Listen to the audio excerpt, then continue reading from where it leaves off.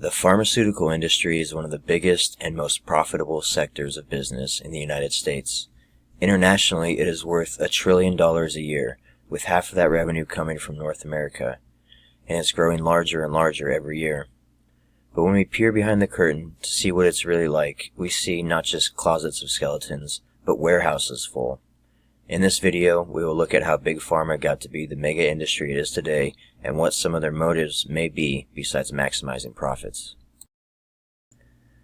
The pharmaceutical industry dates back to the mid-1800s, when local apothecaries expanded from local distribution of botanical drugs to large-scale manufacture and wholesale supply. A German apothecary assistant isolated morphine around 1803 from the poppy plant and named it after Morpheus, the Greek god of dreams. This isolation of morphine was regarded as the first time a medicinal alkaloid was isolated from a plant. Merck began marketing it commercially in 1827. Morphine grew in popularity after the syringe was invented around 1854. In 1874, an English chemist created an acetylated form of morphine that was 2 to 3 times more potent, called diacetylmorphine, or heroin. This new drug was tested in animals but wasn't tested in humans until it was resynthesized by a Bayer chemist in Germany. In 1895, Bayer marketed the drug over the counter as a non-addictive morphine substitute. By this time, morphine had become quite popular as a recreational drug, and its addictive potential was well known.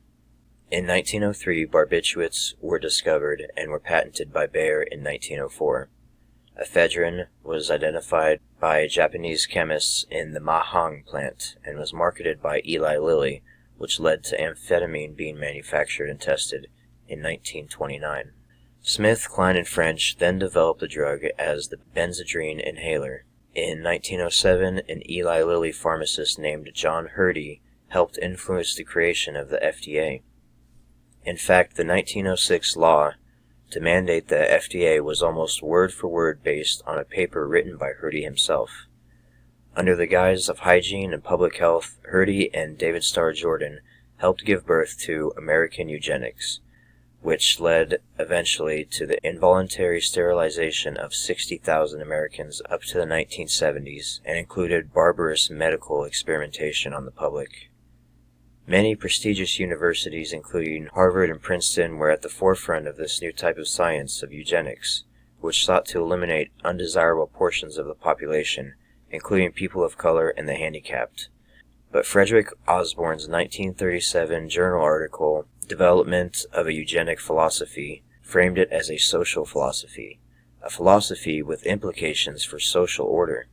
One figure to come from this movement was Madison Grant, who wrote The Passing of the Great Race, which Hitler referred to as his Bible in a letter written from Hitler to Grant.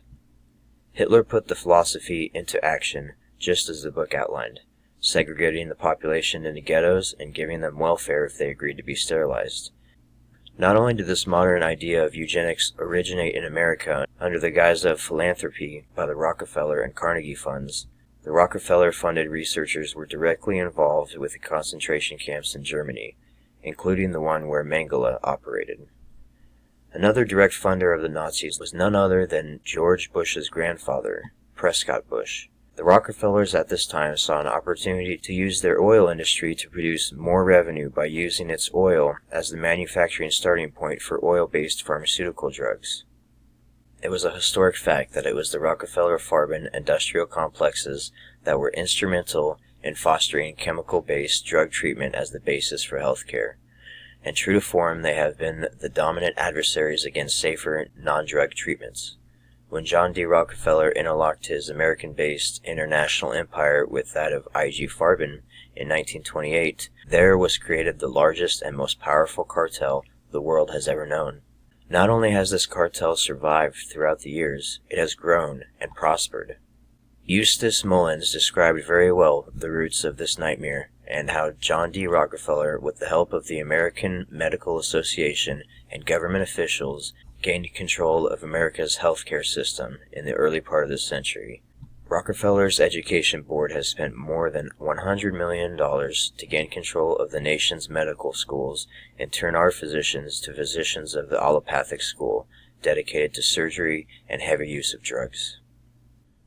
I.G. Farben, who would later become Bayer, worked closely with the Nazi Party to take over manufacturing plants when the Germans invaded European countries, and they also owned the company that produced the gas that was used in the gas chambers in the concentration camps. Nazi Germany saw the rise of a fascist dictatorship that legitimized the practice of eugenics through the guise of medicine. Dr. Peter Breggin explains.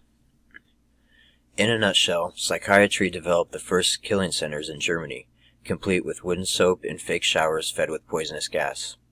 Psychiatry also pioneered mass cremation to hide the details. The program was highly organized and ferried the patients to death centers and would later become those infamous trains with people crammed like cattle in boxcars. After nearly all the existing hospital inmates were slaughtered, including many children, German psychiatry brought in a steady stream of new patients to be killed. When the formal program ended because of public opposition, state hospitals took up the burden on their own, poisoning and starving patients and then cremating them. When the euthanasia program was ended, equipment for the psychiatric killing centers was shipped eastward to Poland to build the first extermination centers for the Jews and other designated undesirables. The first commandment of an extermination center was a physician and the transplanted director of a euthanasia center. A brand new, unused euthanasia center was turned into one of the first Holocaust facilities. The first Jews were killed on euthanasia forms from the old psychiatric murder program, and the first selections were made by psychiatrists, until the pretense for euthanasia in the name of medicine was dropped. Bayer's predecessor company, I.G. Farben, also used prisoners in cruel human testing of pharmaceutical products. In one case study, they bought 150 female prisoners to conduct, quote, planned experiments with a new sleep-inducing drug, unquote, which resulted in the death of all 150 women. They were so tied up in Hitler's efforts that some historians suggest Hitler could not have rose to power without them. During the Nuremberg trials, 24 I.G. Farben board members and executives were sentenced with mass murder, slavery, and other crimes, although none of them received long sentences and all were released to continue their work for the pharmaceutical industry. Leading up to the war, eugenics was touted by several influential people. Margaret Sanger opened clinics that evolved into Planned Parenthood. See her comments on eugenics taken from American Magazine. Sanger's eugenics creed is clearly stated in her speech, My Way to Peace, 1932. The first step would be to control the intake and output on morons, mental defectives, and epileptics. A much larger class of undesirables would be forced to choose either sterilization or placement in state work camps. The second step would be to take an inventory of the second group, such as illiterates, paupers, unemployables, criminals, prostitutes, dope fiends, classify them in special departments under government medical protection, and segregate them on farms and open spaces. Sanger's eugenics project carried its own racial preoccupation. In a letter of December 10, 1939, to Clarence Gamble, she explained the nature of her organization's outreach to the African American community. Quote, the most successful education approach to the Negro is through a religious appeal. We don't want the word to get out that we want to exterminate the Negro population, and the minister is the man who can straighten out that idea if it ever occurs to any of their more rebellious members. Planned Parenthood clinics today can be found predominantly in low-income minority-majority communities, or ghettos, and although blacks make up 12% of the population, they account for 35% of the abortions in America. After World War II, the public's views of eugenics turned, and the outright cleansing of undesirables was no longer seen as acceptable. Although the forced sterilization programs continued for several decades, other techniques were implemented. Drugs had always been a part of maintaining the overall goal of societal control, but as the eugenics movement went out of the mainstream purview, they became even more important for the aim to control and weed out the weak and undesirable from the masses. In 1945, directly after World War II had ended, the CIA and Army intelligence began Operation Paperclip, offering Nazi scientists immunity and secret identities in exchange for work on the top-secret government projects of aerodynamics and chemical warfare medicine in the U.S. In 1950, the CIA's mind control programs began. Project Bluebird was started, which became Project Artichoke in 1951. And in 1953, MKUltra was officially sanctioned. These CIA programs to manipulate people's mental states and alter brain functions by use of drugs, other chemicals, sensory deprivation, hypnosis, sexual abuse, and torture. Various colleges, universities, prisons, hospitals, and pharmaceutical companies were involved, and the test subjects were experimented on, oftentimes without consent. The subjects were many times the unsuspecting public in the US and Canada. This is the modern origins of mind control. Among the drugs used were opiates, amphetamines, barbiturates, and psychedelics. Hypnosis was used to induce anxieties and to gauge an individual's susceptibility to being hypnotized. The full extent of the project is unknown because in 1973, the CIA director ordered all documents on MKUltra to be destroyed, but 20,000 documents survived due to incorrect storage in a financial records building.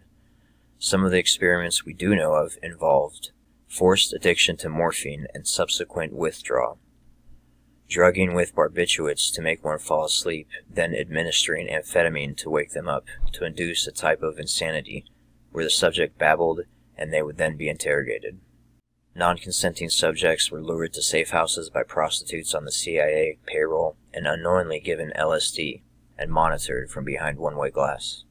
Electroshock therapy to cause amnesia to rewrite the subject's mind. Subjects were given LSD in mental hospitals for 77 straight days. People, even children, were systematically drugged, sexually abused, including rape, and tortured to cause extreme dissociative states to induce multiple personalities and to shatter their mind so they could then be reprogrammed. The last and most disturbing aspect of the MKUltra program, abusing children, was continued under Project Monarch, and many of the techniques of creating intense trauma to splinter the mind into multiple personalities came directly from experiments Nazi Joseph Mengele conducted in the concentration camps. Psychiatrists and Big Pharma were all too eager to help the CIA with these mind control experiments. A lead player was psychiatrist D. Ewen Cameron, president of the American Psychiatric Association in 1953. Cameron was curious to discover more powerful ways to break down patient resistance. Using electroshock, LSD, and sensory deprivation, he was able to produce severe delirium. Patients often lost their sense of identity, forgetting their own names and even how to eat. The CIA, eager to learn more about Cameron's brainwashing techniques, funded him under a project codenamed MKUltra. According to Marx, Cameron was part of a small army of the CIA's LSD experimenting psychiatrists. Where did the CIA get its LSD? Marx reports that the CIA had been previously supplied by Swiss pharmaceutical corporation Sandoz, but was uncomfortable relying on a foreign company, and so in 1953 the CIA asked Eli Lilly to make them up a batch of LSD, which Lilly subsequently donated to the CIA. These techniques of societal control may have been modernized by the Nazis and the CIA, but mind control using drugs and trauma dates back thousands of years. The Romans used bread and circus to pacify the masses, while more intense methods were used in other parts of the world. The mystery religions of ancient Egypt, Greece, India, and Babylon helped lay the foundation for occultism, meaning hidden knowledge. One of the earliest writings given reference to occultism is the Egyptian Book of the Dead, a compilation of rituals explicitly describing methods of torture and intimidation to create trauma, the use of potions, drugs, and the casting of spells, hypnotism, ultimately resulting in the total enslavement of the initiate. In 1776, a Bavarian Jesuit was commissioned by the House of Rothschild to centralize the power base of the mystery religions. It was an amalgamation of powerful occult bloodlines, elite secret societies, and influential Masonic fraternities. The outward goal of this utopia was to bring forth universal happiness to the human race. However, their underlying intention was to gradually increase control over the masses, thus becoming masters of the planet. One of the most infamous drugs used in these mystery schools was the famed soma, and in Aldous Huxley's dystopian novel Brave New World, one of the means he theorized that the society of the future would use a drug he called soma to help control the masses. Aldous Huxley's brother was the head of the Eugenics Society in England, and he said that it is essential that eugenics should be brought entirely within the borders of science. Aldous Huxley clarified and expanded on his view of what this ideal soma would be in his book Brave New World Revisited. Although benzodiazepines did not exist yet, the equivalent of the time was an anxiolytic drug that binded to the same GABA-A receptors called Miltown, and chlorpromazine, thorazine, was the first antipsychotic drug. Miltown and chlorpromazine are not yet soma, but they come fairly near to being one of the aspects of the mythical drug. We see then that, though soma does not yet exist, and probably never will exist, fairly good substitutes for the various aspects of soma have already been discovered. He continues, under a dictatorship, pharmacists would be instructed to change their tune with every change of circumstances. In times of national crisis, it would be their business to push the sale of stimulants. Between crises, too much alertness and energy on the part of the subjects might prove embarrassing to the tyrant. At such times, the masses would be urged to buy tranquilizers and vision producers. Under the influence of these soothing syrups, they could be relied upon to give their master no trouble. Benzodiazepines were first discovered in 1955 and made available by Hoffmann-La Roche in 1960. In 1963, Valium was introduced to the market.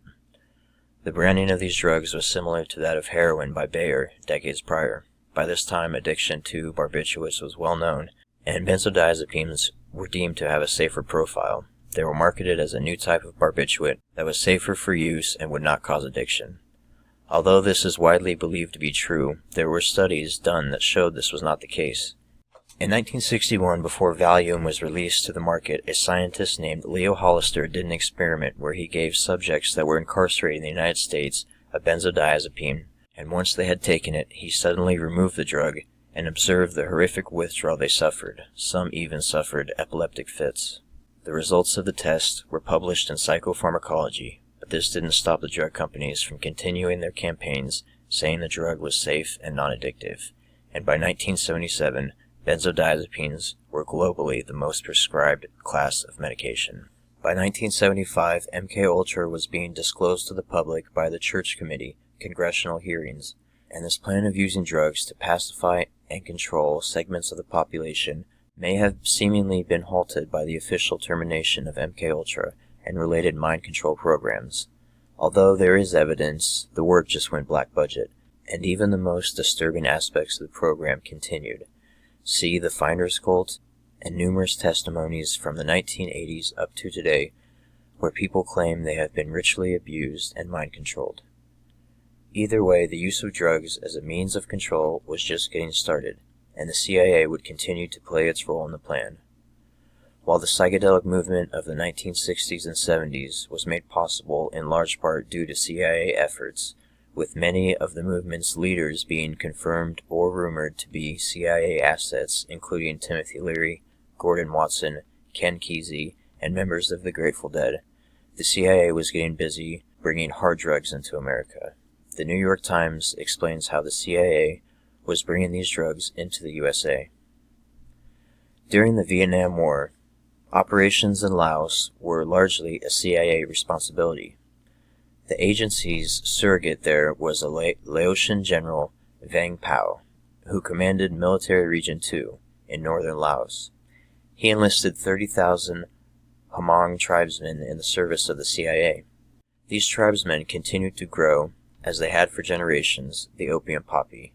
Before long, there were unproven allegations that it was a mafia family from Florida, had established a heroin refining lab in Region 2. The lab's production was soon being ferried out on the planes of the CIA's front airline, Air America. A pair of BNDD agents tried to seize an Air America DC-3 loaded with heroin packed into boxes of Tide soap powder. At the CIA's behest, they were ordered to release the plane and drop the inquiry. The CIA was made officially aware of Manuel Noriega's involvement in the drug traffic in 1972, when Mr. Noriega was Chief of Intelligence of the Panama National Guard and a promising CIA agent. The BNDD found evidence that Mr. Noriega was taking payoffs for allowing heroin to flow from Spain through Panama City Airport and on to the United States. That information was part of a lengthy file on Mr. Noriega compiled by Jack Ingersoll, the chief of that BNDD. Mr. Ingersoll was aware of Mr. Noriega's ties to the CIA, as was President Richard Nixon. When Mr. Nixon ordered Mr. Ingersoll to Panama to warn the country's military director, General Torrijos, about the activities of Mr. Noriega, General Torrijos' brother, Moises, Mr. Ingersoll hoped that law enforcement was finally beginning to get the upper hand on its ongoing struggle with the CIA. He was wrong. The Watergate break-in occurred shortly after his visit. Mr. Nixon needed CIA support. His enthusiasm for the drug war evaporated. Mr. Ingersoll's successors at the newly formed DEA, Mr. Peter Bensinger, Francis Mullen, and John Law, all told me that they never saw his file, although they had asked to see everything the DEA had on Mr. Noriega. The material had disappeared. Shortly after General Torrijos' death in a mysterious plane crash, Mr. Noriega, with CIA assistance, took command of the Panama National Guard. No one in the Reagan administration was prepared to do anything about Noriega's drug connection. As Norman Bailey, a National Security Council staff member at the time, told me, the CIA and the Pentagon were resolutely opposed to acting on that knowledge because they were a hell of a lot more worried about trying to keep Panama on our side with reference to Nicaragua than they were about drugs. Nowhere, however, was the CIA more closely tied to drug trafficking than it was in Pakistan during the Afghan War. As its principal conduit for arms and money to the Afghan guerrillas, the agency chose the Pakistan military's Interior Services Intelligence Bureau. The ISI, in turn, steered the CIA's support towards Gulbuddin Hekmatyar, an Islamic fundamentalist. Mr. Hekmatyar received almost half of the agency's financial support during the war, and his fighters were valiant and effective, but many of his commanders were also major heroin traffickers. As it had in Laos, the heroin traffic blossomed in the shadows of a CIA-sustained guerrilla war. Soon the trucks that delivered arms to the guerrillas in Afghanistan were coming back down the Khyber Pass full of heroin. The conflict and its aftermath have given the world another golden triangle, the Golden Crescent, sweeping through Afghanistan, Pakistan, and parts of the former Soviet Union. Many of those involved in the drug traffic are men who were once armed, trained, and financed by the CIA. In the Iran-Contras investigations, CIA cocaine trafficking was also uncovered, and there is evidence that the crack cocaine epidemic in the 1980s was started because the CIA provided the first blockbuster crack dealer, Freeway Rick Ross, with tons of cocaine he used to manufacture the crack cocaine in LA. While the CIA-initiated psychedelic drug movement was exposing the public to various types of psychedelic drugs all across the country, and they were smuggling heroin and cocaine into the U.S., getting masses of people hooked on hard drugs, there was about to be a legitimized way of mass drugging the country through a more above-board means, the medical field.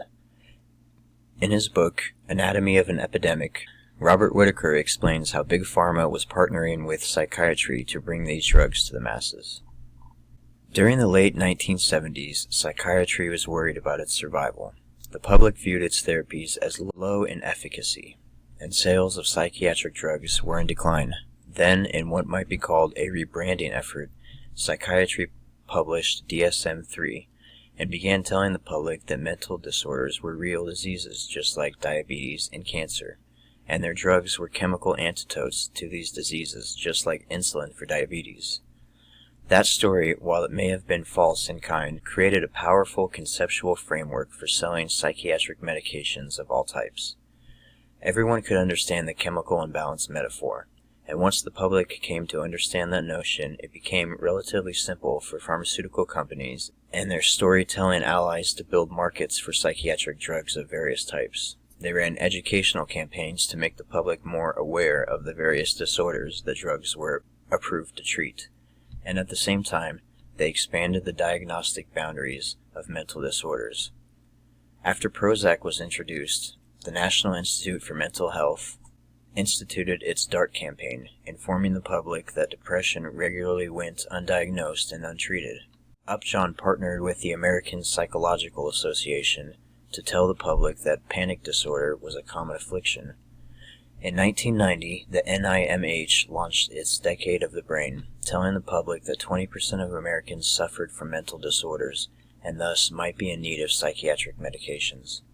Soon, psychiatric groups and others were promoting screening programs, which from a business perspective are best described as customer recruitment efforts.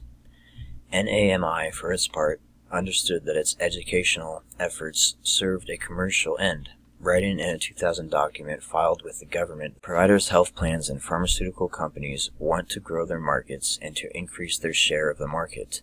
NAMI will cooperate with these entities to grow the market by making persons aware of the issues involving severe brain disorders. The APA is in charge of defining diagnostic categories in our society, and DSM-4, an 886-page tome published in 1994, listed 297 disorders, 32 more than the DSM-3. New and expanded diagnoses invite more people into the psychiatric drugstore, and one of the best examples of this type of market building occurred in 1998, when GlaxoSmithKline got the FDA to approve Paxil for social anxiety disorder. In the past, this might have been perceived as a character trait, shyness, but GlaxoSmithKline hired a PR firm, Cohen & Wolfe, to promote awareness of this newly recognized disease, and soon newspapers and television shows were telling of how SAD afflicted 13% of the American population, making it the third most common psychiatric disorder in the United States, after depression and alcoholism. Those afflicted with this illness, the public learned, were in some ways biologically allergic to people. Diagnostic changes lay behind the bipolar boom too. In DSM-3, 1980, bipolar illness was identified for the first time. The old manic-depressive cohort was splintered into different groups, and then psychiatry steadily loosened diagnostic boundaries for this illness, such that today the field talks about bipolar 1, bipolar 2, and a bipolar intermediate between bipolar disorder and normalcy.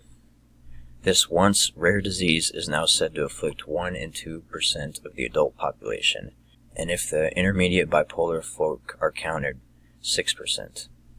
As this diagnostic expansion happened, pharmaceutical companies and their allies mounted their usual educational campaigns. Abbott Laboratories and NAMI teamed up to promote a Bipolar Awareness Day in 2002.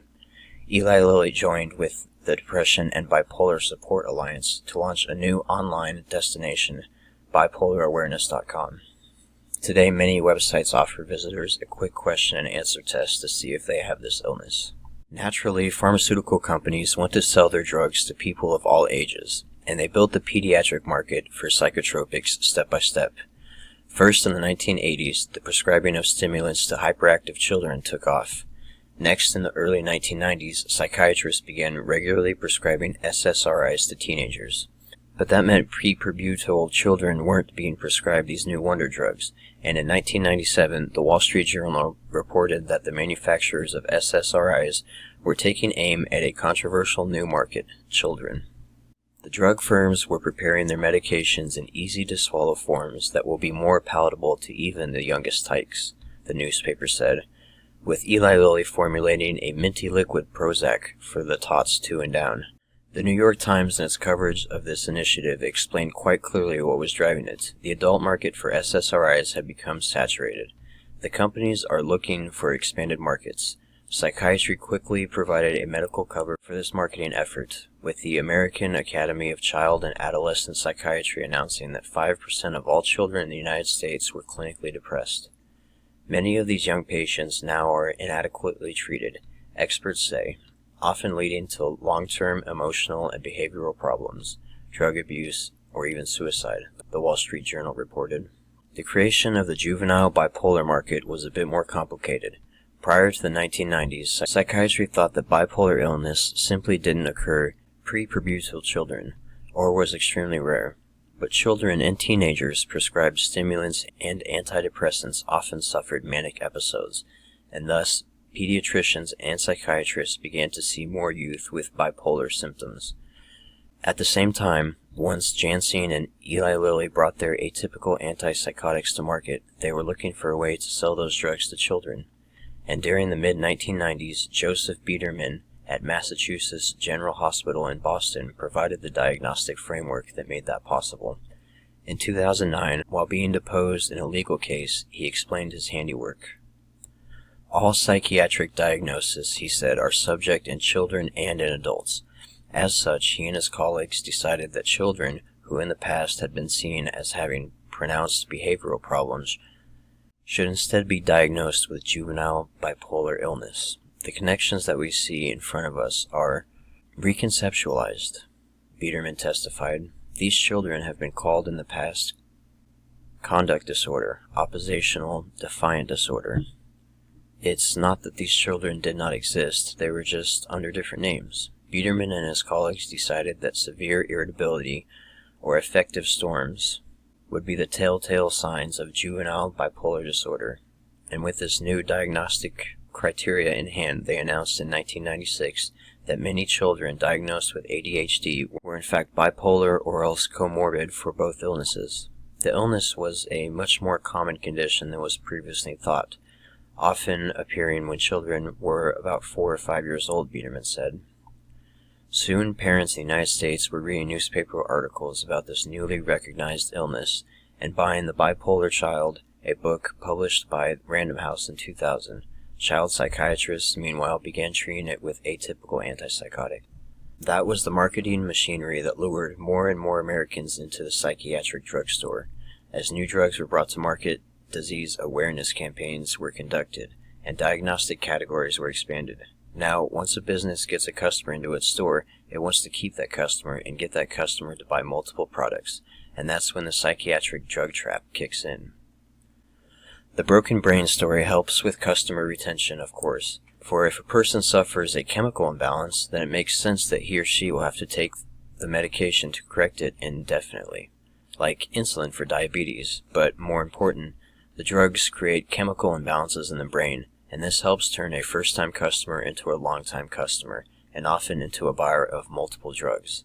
The patient's brain adapts to the first drug, and that makes it difficult to go off the medication. The store's exit door is hard to squeeze through, so to speak. At the same time, since psychiatric drugs perturb normal brain function, they regularly cause physical and psychiatric problems, and this greases the path to polypharmacy.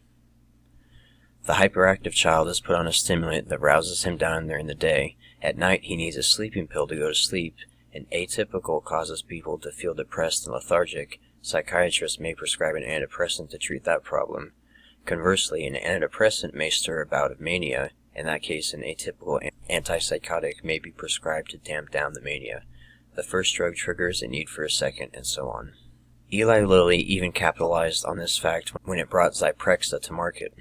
As it well knew, Prozac and other SSRIs could trigger manic episodes, and so it instructed its sales representatives to tell psychiatrists that Zyprexa is a great mood stabilizer, especially for patients whose symptoms were aggravated by an SSRI. In essence, Eli Lilly was telling doctors to prescribe its second drug to fix the psychiatric problems caused by the first one. We can also see this cascading effect operating at a societal level. The SSRIs came to market, and suddenly bipolar patients were cropping up everywhere. And then this new group of patients provided a market for the atypicals. In a similar vein, pharmaceutical companies have pounced on the fact that many of the drugs initially prescribed for a target symptom don't work very well. 2 out of 3 people treated for depression still have symptoms, a Bristol-Myers Squibb commercial informed television viewers in 2009. The solution? Add an atypical antipsychotic, Abilify, to the mix. All of this has produced a growth industry of impressive dimensions. In 1985, outpatient sales of antidepressants and antipsychotics in the United States amounted to $503 million. 23 years later, U.S. sales of antidepressants and antipsychotics reached $24.2 billion, nearly a 50-fold increase. Antipsychotics, a class of drugs previously seen as extremely problematic in kind, useful only in severely ill patients, were the top revenue-producing class of drugs in 2008, ahead even of the cholesterol-lowering agents. Total sales of all psychotropic drugs in 2008 topped $40 billion. Today, and this shows how crowded the drugstore has become, 1 in every 8 Americans takes a psychiatric drug on a regular basis. So we can see from the numbers the strategy worked. From 1960 to 1980, drug sales as a fraction of gross domestic product in the U.S. were fairly static, but from 1980 to 2000 they tripled. We will now look at some of the ways many entities colluded to make this happen. We saw earlier how the FDA was mandated to law by a famous eugenicist, but the FDA of today is just as corrupt as it was at its founding. Pharmaceutical companies have a cozy relationship with the FDA. In fact, there is a revolving door between the two. People at the FDA who approve a drug then leave the FDA and go work for and are paid handsomely by the same pharmaceutical company. In one recent account, the former commissioner of the FDA was accused, along with her husband, of making hundreds of millions of dollars while suppressing information about deadly drugs. The pharmaceutical industry also buys doctors and medical journals to push their drugs and science. Pharmaceutical companies bury clinical trials that show bad results and only publish those that show benefit. These trials are run on a small number of unrepresentative patients, not testing for long-term problems, and through statistical analysis, the results are massaged to give a positive-looking outcome. Again, we quote Whitaker from his book, Mad in America. However, starting in the 1980s, a for-profit clinical trials industry arose to serve the pharmaceutical companies. It emerged in bits and pieces. First, community physicians who were feeling financially squeezed by health maintenance organizations turned to clinical trials as a way to supplement their incomes. Some conducted trials as an adjunct to their regular practices, while others opened full-time dedicated research centers. Then a group of urologists from 19 states banded together to form affiliated research centers. A pharmaceutical company developing a urology drug could come to affiliated research centers and immediately have community physicians across the country lined up to test it. Doctors and other specialties soon established similar investigator networks. Next came pure business ventures, eager to consolidate services for the pharmaceutical firms. Entrepreneurs raised venture capital with the goal of building nationwide chains of research sites. In 1997, venture capital groups had poured $100 million into such businesses, and 2 of these venture-funded companies had turned public. The role of these for-profit businesses in their search process was very straightforward. Their job was to recruit patients quickly into trials and keep them there until they completed the study protocols. Commercial testing of experimental drugs had moved out of an academic setting and into a for-profit setting. Struggling to cope with this loss of business, academic centers also began changing their ways. A number of schools opened administrative offices devoted to securing contracts for commercial drug trials. The central offices of clinical trials promised the pharmaceutical firms that they would help their physicians start trials quickly and successfully fill them with patients. They too adopted a service attitude toward the drug firms. That's what it now took to compete in the clinical trials business. And with the old disdain towards pharmaceutical money melting away in academia, individual faculty became more eager to work for the drug firms as well. In a 2000 editorial titled, "Is Academic Medicine for Sale?" New England Journal of Medicine editor Marcia Angel cataloged the many ways that drug money flowed to academic doctors. The ties between clinical researchers and industry include not only grant support, but also a host of other financial arrangements. Researchers also serve as consultants to companies whose products they are studying, join advisory boards and speakers bureaus, enter into patent and royalty agreements, agree to be listed authors of articles ghostwritten by interested companies, promote drugs and devices at company-sponsored symposiums, and allow themselves to be plied with expensive gifts and trips to luxurious settings. Many also have equity interest in the companies. In this new service environment, the drug companies enjoyed the best of all possible worlds. They could utilize for-profit research sites to recruit the bulk of their patients into large clinical trials. At the same time, they could hire academic doctors to lend intellectual prestige and an aura of independence to the trial results.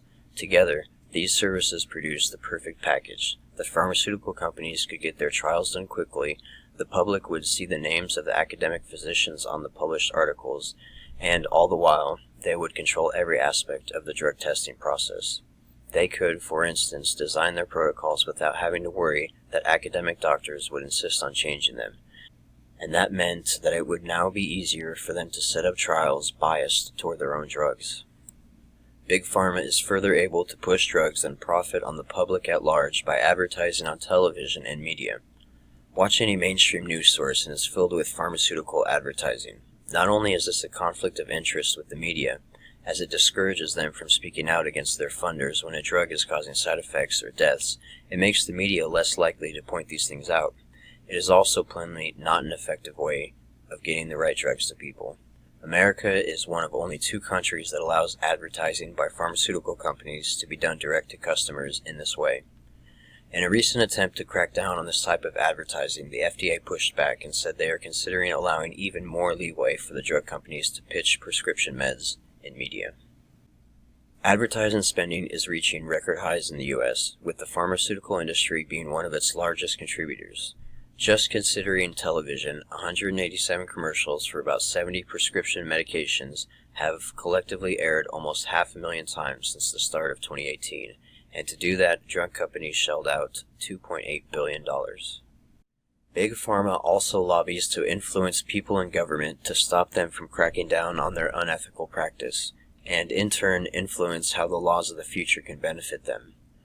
We can see from OpenSecrets.org that the pharmaceutical industry is the top lobbying group in the country, with over $4 billion spent on lobbying from 1998 to 2018. The CIA director that took over right after the MK Ultra revelations came out was George H.W. Bush. We spoke earlier how his father was funding the Nazis. He would later become the president, but he was also funded in parts by the pharmaceutical industry. Bush raised at least $1.3 million from the drug industry and raised $46 million for the Republican Party from the drug industry. Bush was a member of Eli Lilly board of directors, and we can see many powerful people of the era had similar ties. The CEO of Enron, Ken Lay, was also a former board of director for Eli Lilly. George W. Bush's former director of management and budget, Mitch Daniels, was the vice president of Eli Lilly. And George W. Bush's Homeland Security Advisory Council member, Sidney Torrell, was the current CEO of Eli Lilly. Alexander Cockburn, in both The Nation and The New Statesman, was one of the first to connect the dots between the Bush family and Eli Lilly. After George H.W. Bush left his CIA director post in 1977 and becoming vice president under Ronald Reagan in 1980, he was on Eli Lilly's board of directors. As vice president, Bush failed to disclose his Lilly stock and lobbied hard on behalf of Big Pharma, especially Eli Lilly. For example, Bush sought special tax breaks from the IRS for Lilly and other pharmaceutical corporations that were manufacturing in Puerto Rico. Cockburn also reported on Mitch Daniels, then a vice president of Eli Lilly, who in 1991 co-chaired a fundraiser that collected $600,000 for the Bush Quail campaign. This is the same Mitch Daniels who in 2001 became George W. Bush's Director of Management and Budget. In June 2003, soon after Daniels departed from his job, he ran for governor of Indiana, home to Eli Lilly headquarters. Bush's prescription drug law increases drug company profits by $139 billion. An estimated 61.1% of the Medicare dollars will remain in the hands of drug makers as added profits. This windfall means an estimated $139 billion in increased profits over 8 years for the world's most profitable industry. At $17 billion annually, this means about a 38% rise in drug maker profit. As antidepressants, mood stabilizers, and antipsychotics were overtaking the hugely popular benzodiazepines, there were concerns about the side effects of these types of medications, and the Bush administration was there to help bail out the pharmaceutical industry. The growth of Zyprexa has become especially vital to Lilly because Prozac, Lilly's best-known product, which once annually grossed $2 billion, having lost its patent protection, continues its rapid decline, down to $645.1 million in 2003. At the same time, regulatory agencies were warning of Zyprexa's possible linkage to diabetes. Lilly's second most lucrative product line was its diabetic treatment drugs, which collectively grossed $2.5 billion in 2003. Lilly's profits on diabetic drugs and the possible linkage between diabetes and Zyprexa is not, however, the most recent Lillygate that Gardner Harris broke about Zyprexa in the New York Times on December 18, 2003. Zyprexa costs approximately twice as much as similar drugs, and Harris reported that state Medicaid programs, going in the red in part because of Zyprexa, are attempting to exclude it in favor of similar, less expensive drugs. Harris focused on the Kentucky Medicaid program, which had a $230 million deficit in 2003, which Zyprexa being its single largest drug expense at $36 million. When Kentucky's Medicaid program attempted to exclude it from the list of preferred medications, the National Alliance for Mentally Ill, NAMI, fought back. The nonprofit NAMI, ostensibly a consumer organization, bussed protesters to hearings, placed full-page ads in newspapers, and sent faxes to state officials.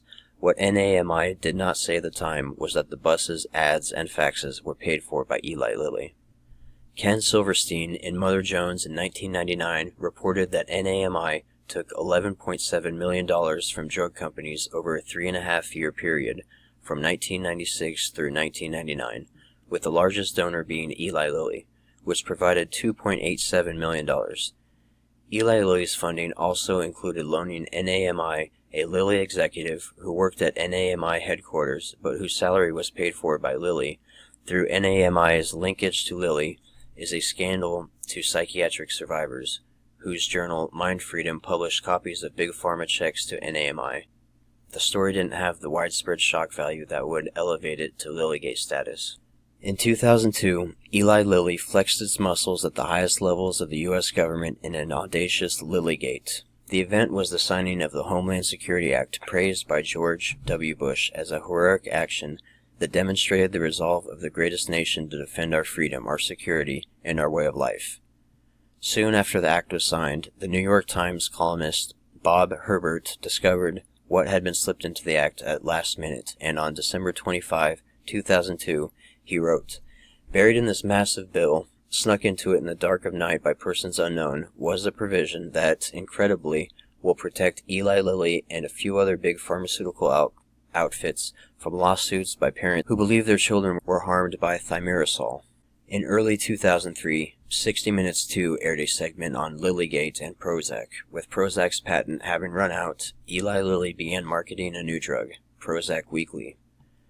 Lilly sales representatives in Florida gained access to confidential patient information records and, unsolicited, mailed out free samples of Prozac Weekly. How did Eli Lilly get its hand on these medical records? Regulations proposed under Clinton and later implemented under Bush contained a provision that gave healthcare providers the right to sell a person's confidential medical information to marketing firms and drug companies. Despite many protests against this proposal, President Bush told Health and Human Services Secretary Tommy Thompson to allow the new rules to go into effect. The 2000s brought the war on terror and an increase in other senseless violence. Mass shootings and school shootings exploded. While the cause of these mass shootings is a matter of debate, there is one clear link: psychotropic drugs. Dr. Bregan wrote a piece for the website Mad in America entitled "Psychiatrist Says More Psychiatry Means More School Shootings." Not only do psychiatric drugs add to the risk of violence, but psychiatric treatment lulls the various authorities and the family into believing the patient is now under control and less of a risk, even if the patient may think the drugs are helping, and continues to take them right up to the moment of violence. Even when some of their patients signal with all their might that they are dangerous and need to be stopped, mental health providers are likely to give drugs, adding fuel to the heat of violent impulses, while assuming that their violence-inducing drugs will reduce the risk of serious aggression.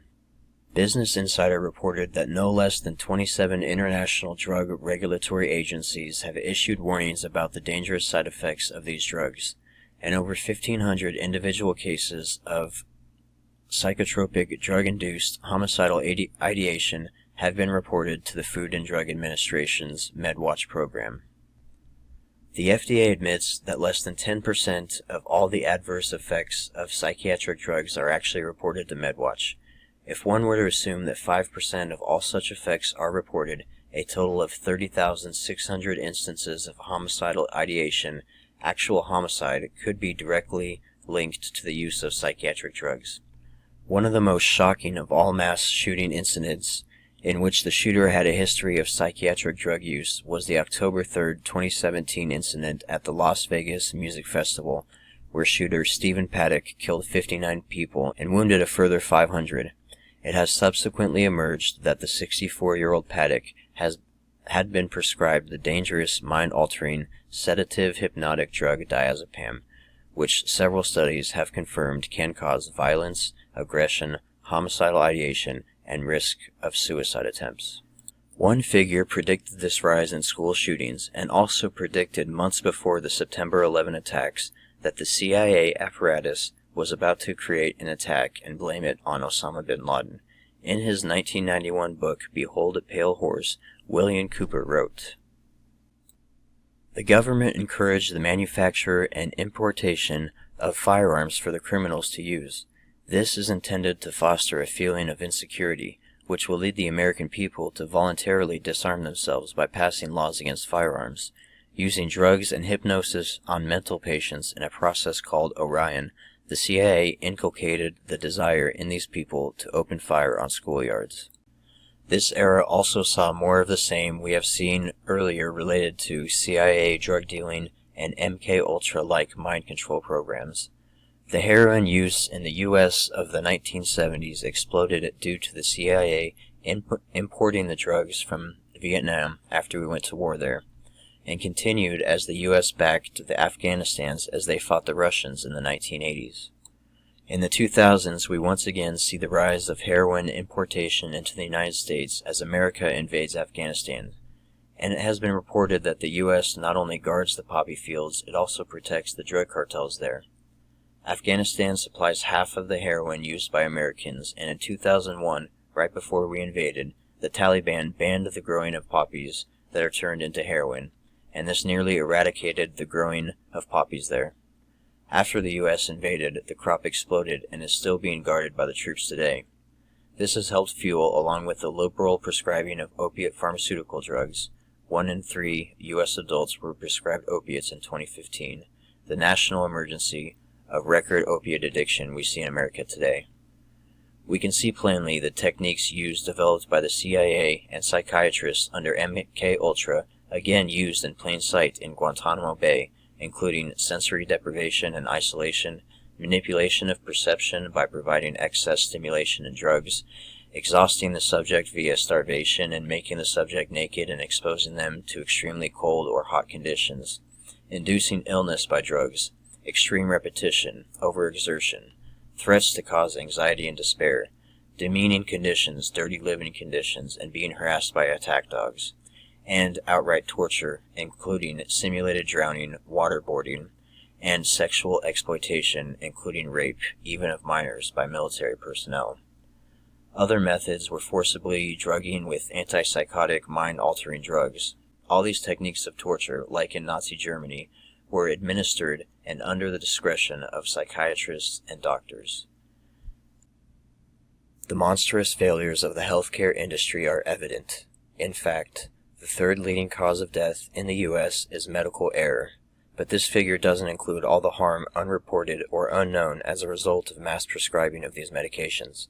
It doesn't include the suicides of people trying to get off the drugs, or tired of life deteriorating on the medication, or the mass overdoses of people on pain meds. The epidemic is so vast that more Americans died of drug overdose every year than all the soldiers killed in the entire Vietnam War. If all the deaths caused by the medical industry were tallied in, it wouldn't be surprising if it was the number one cause of death in the U.S. We can look at all this data and conclude that all of this addiction, pain, and death we see is merely a result of greed from politicians and pharmaceutical companies, and incompetence and negligence of the healthcare professionals involved. But when I look at all this data and add in the next section, a far more nefarious conspiracy seems to emerge. If we go back to the words pharmacy and pharmaceutical, and look where they come from, we see they are derived from the Greek word pharmakia. This word pharmakia occurs 2 times in the Bible. Galatians 5:19-21. Now the deeds of the flesh are evident, which are immorality, impurity, sensuality, idolatry, sorcery or pharmakia, enmities, strife, jealousy, outbursts of anger, disputes, dissensions, factions, envying, drunkenness, carousing, and things like these, of which I forewarn you, just as I have forewarned you, that those who practice such things will not inherit the kingdom of God.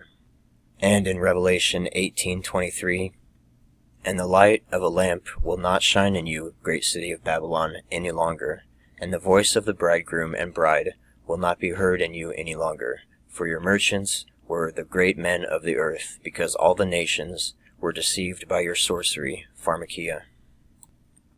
Pharmakia is the application of a sort of witchcraft or sorceries onto a person with the use of drugs. When these medications are taken, they can change how one acts, and as we can see while we are on the drugs, and for a time after we try to come off them, that these drugs come with curses attached. Let's investigate its origins to know the schemes of the evil one, and see how it ties into the rest of the evidence presented in this video. 2 Corinthians 2:11. So that no advantage would be taken of us by Satan, for we are not ignorant of his schemes. To get to the origin of where this evil originates, we look to Genesis 6:4. The Nephilim were on the earth in those days, and also afterward, when the sons of God came into the daughters of men, and they bore children to them. Those were the mighty men who were of old, men of renown. Many Christians are puzzled by this verse, if they are even aware of it, but as we will see, it is at the heart of this issue we have been discussing. In these passages we see that pharmakia is used to describe actions by the evil one to lead us astray and corrupt us, and that the great Babylon of the end times will deceive a great number of people with this ploy. This passage is what was referenced in Jude 1:6, angels who did not keep their own domain, but abandoned their proper abode. What this is describing is what an ancient Hebrew identified as the second way evil entered the world, the first being the fall in the garden. What is being described is a band of fallen angels led by Azazel, who descended to a mountain, Mount Hermon, in modern-day Syria. They left their first estate, heaven, because they wanted to take wives of their own. We look to the book of Enoch for the context, a book widely read by the Jews of Jesus's or by his true name. Enoch was widely read by the Jews of Yeshua's time, and is referenced by Jude, Matthew, and even Yeshua himself. We read from Enoch chapter 7. And they took wives for themselves, and everyone chose for himself one each. And they began to go into them, and were promiscuous with them, and they taught them charms and spells, and they showed them the cutting of roots and trees, and they became pregnant and bore large giants. Enoch chapter 8. And Azazel taught men to make swords and daggers and shields and breastplates, and he showed them the things after these, and the art of making them, bracelets and ornaments, and the art of making up the eyes, and of beautifying the eyelids, and the most precious stones, and all kinds of colored eyes. And the world was changed.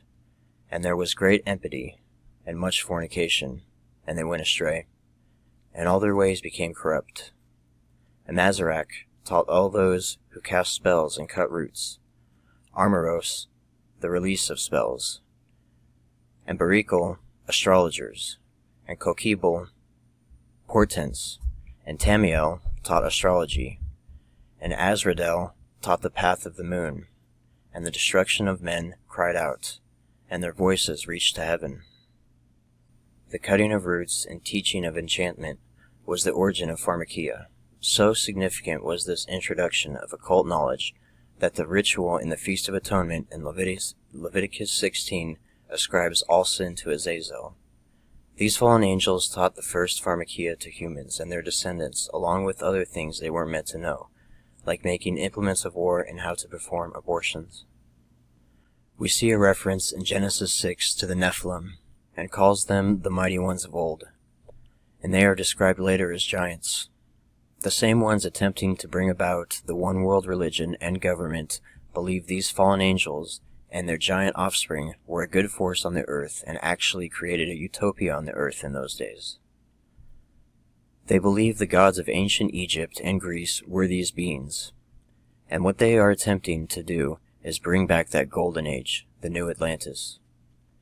You may recall George H.W. Bush used the phrase 1,000 points of light in many of his speeches. I've spoken of 1,000 points of light. Enduring dream and 1,000 points of light. This is my mission, and I will complete it. What this is referencing is bringing back this new golden age, where they believe a 1,000-year reign of enlightenment will begin, and America is the place it is supposed to be brought to fruition, the new Babylon. They turn the biblical story on its head and credit Satan with bringing enlightenment to mankind, and that the fallen ones of Genesis 6 illuminated mankind with that occult knowledge. This goes right back to those mystery schools we were discussing earlier who pioneered mind control techniques of ancient Babylon, Egypt, and Greece that included the use of drugs to control the masses. The mystery schools worship these fallen deities, and the general belief by these groups is that the serpent was the one who brought enlightenment to Adam and Eve, and the fallen angels brought more of this, quote, wisdom. These ideas are implanted firmly in the medical system symbols of today. We can see how the image of the snake of the garden is woven into the Greek god Hermes, and on his staff he is known for carrying, and is now the modern medical symbol, and how the Eye of Horus, an Egyptian god, is translated to the symbol for prescription we see today. We can even see this symbol woven into depictions of these fallen beings. RX is largely believed to be an abbreviation for the Latin word respire, or recipe, and means take thou. This is an expression of a command to receive this drug being offered. But Howard Haggard, in his 1931 book, Devils, Drugs, and Doctors, describes another take on it. RX is not, as frequently supposed, an abbreviation of a Latin word meaning recipe or compound, but is an invocation to Jupiter, a prayer for his aid to make the treatment effective. Sometimes in old medical manuscripts, all the R's occurring in the text were crossed. Again, we see the invocation of one of the old Greek gods, fallen angels, Jupiter. Even reading the Hippocratic Oath in Greek, we can see the summoning of these ancient ones in relation to medicine. The Nazis also have a direct tie-in here. The Nazis were steeped in mysticism and occultism, and subscribed to the belief in the old world gods returning to usher in this golden age. A report in the 1930s by a Catholic priest, Muckerman, declared Nazism to be a sort of neo-paganism, and Hitler, an antichrist figure of that time, sought to bring about this golden 1,000-year reign himself. Hitler thought the German Aryans were direct descendants of the fallen angels and Nephilim children who ruled the first golden age, and thought his super race he aimed to create through eugenics was to be the new godmen, like the Nephilim were in the old days, and with the help of the old ones, he could eliminate God's chosen people and anyone else who opposed this new utopia. It's no wonder George 1,000 Points of Light Bush's father helped fund the Nazis and continued to try and bring about this ultimate goal in his presidency. For we wrestle not against flesh and blood, but against principalities, against powers, against the rulers of the darkness of this world, against spiritual wickedness in high places. Ephesians 6:12. What emerges from this evidence, coupled with everything else we've covered, points to a vast conspiracy to enslave mankind and bring about a total dictatorship, the beast system, and a one-world religion worshipping the fallen angels. The Nazis and Americans used eugenics, with the help of the medical field, to try and purify the public and to weed out those they deemed unfit to live. When that failed, they used drugs through the CIA and medical system to enact the same goals of eugenics through mind control, to make the populace unable to fight back and make them go along with their schemes. One way we can fight back against this is to become aware of what they intend to do and say, no, we will not go along with this evil. We will not take your poison pills. We'll warn others of your pharmakia. After all, the best way to make the cockroaches scatter is to shine light on them. This is all part of the apocalypse, which means the unveiling. The evil long hidden behind the scenes is emerging, and the people must make their choice as to who they will serve. Will they follow the false light that they present, Lucifer, or follow the true light? Yeshua is the ultimate light in the darkness, and we can see from the word that they will not be successful in the long run. Their one-world system will fail, and Yeshua will come back to do what they never could, install the only one-world government and religion that can actually bring peace and prosperity to the nations, when he comes back to rule the world for his millennial reign as he establishes the new Eden. So seek him, brothers and sisters. Let Yeshua be your lamp in the darkness.